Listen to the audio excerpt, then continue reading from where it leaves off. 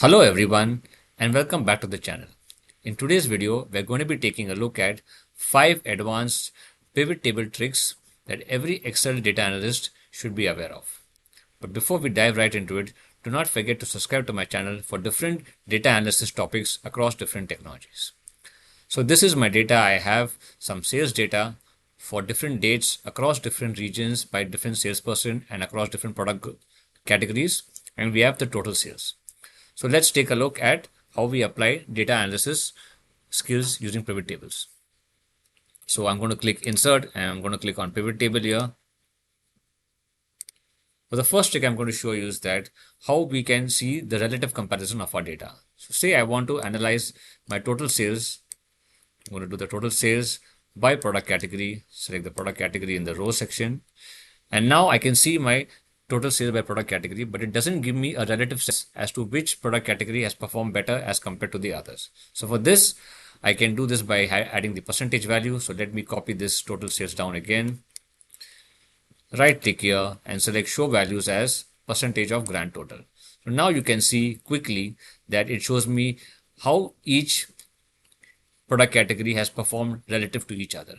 To make this even more stand out, okay, you can select all of this together and I'll click on home and I'll click on conditional formatting, select data bars and click on gradient fill.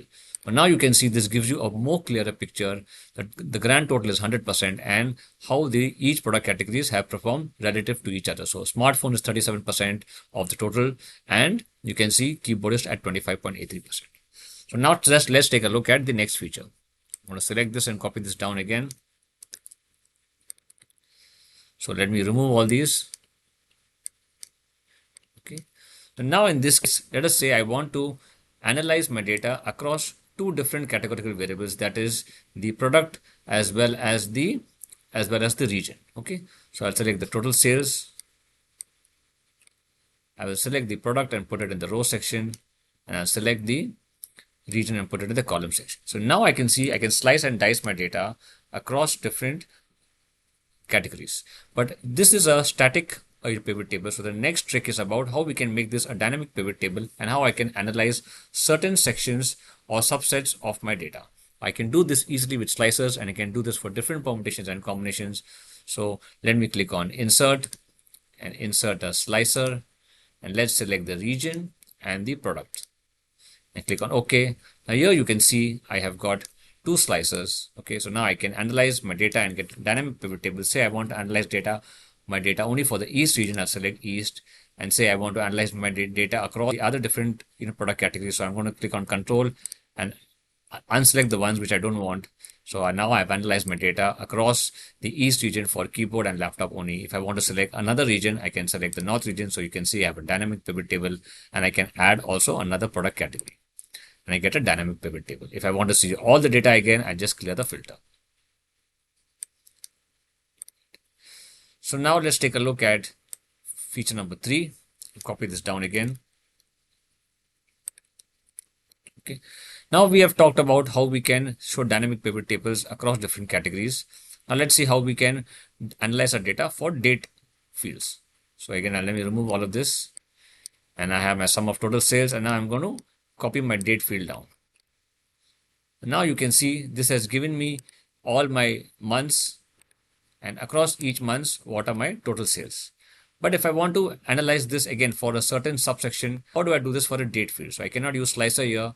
So I need to go to insert and select a timeline. This is a very useful feature. Select date, click OK. And now you can see it gives me all the months and I can drag and drop. I want to see for which subsection. Say I want to see from March to December or I want to see for March to September. Okay, so this gives me a very good feature. I can also click on this, right click and group it, and I can say group by quarters. Okay, so now I can see across quarters. Okay, so it's showing quarter 1, quarter 2, quarter 3. If I expand this further, it will go to quarter 4 as well. Okay, so now let's take a look at another feature. Let me copy this down again. Okay, let me remove all of this. Okay. Now in this case, let us say I want to analyze how my sales are distributed. Am I making more sales in the lower bracket areas? Or am I making more sales in the higher bracket area? How can I do this? So let me take, for this, let us see the feature number 4, the advanced trick. I'll click the total sales and select it into the row section. Now you can see I have got a distinct row for each of the total sales. Now what I'll do is I'll just right click this here and click on group. Okay, let me round it up, say from a start at 550, and I'll do this to 21,000. And here I'm going to group by 1,000. So my each bucket size is going to be 1,000. So I'm click on OK. And now you can see it has given me nice buckets from 550 to 1550, from 1550 to 2550. So I'll just click on total sales and drag it into the value section. And now you can see and clearly tell that I have made more sales in the lower bracket areas from 550 to 1550 and followed by the 1550 sales. And some sales I have done in the high area as well. But it clearly gives you a distribution of my sales and helps me analyze my data clearly. Now for the last part, last trick, let me select this again. Copy this down. Let me remove all of this. Now say I have the product and I have the total sales. Now in this case, I can easily analyze this data by inserting a bar chart. But the problem comes is if I have many categories spanning across 20, 30 categories, I may have too much data. Whereas for my critical sales analysis, I may only want to analyze my top 3 performing products or top 2 performing products or least performing products. So how do I do this? So for that, I'm going to click here, click on value filters, click on top 10, and I'll say top 2 rows. Okay. And here you can see it has shown me only smartphone and mouse. So this is how I can get a snapshot of my data or find the top 2 or top 3 performing or the least performing product categories and analyze my data, and I can ignore the other data if it's not too important for me.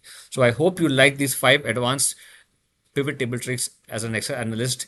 If you want me to make more videos on the same and more pivot table or other Excel tricks, do leave a comment and do like this video and subscribe to my channel for different data analysis topics across different techniques. Thank you.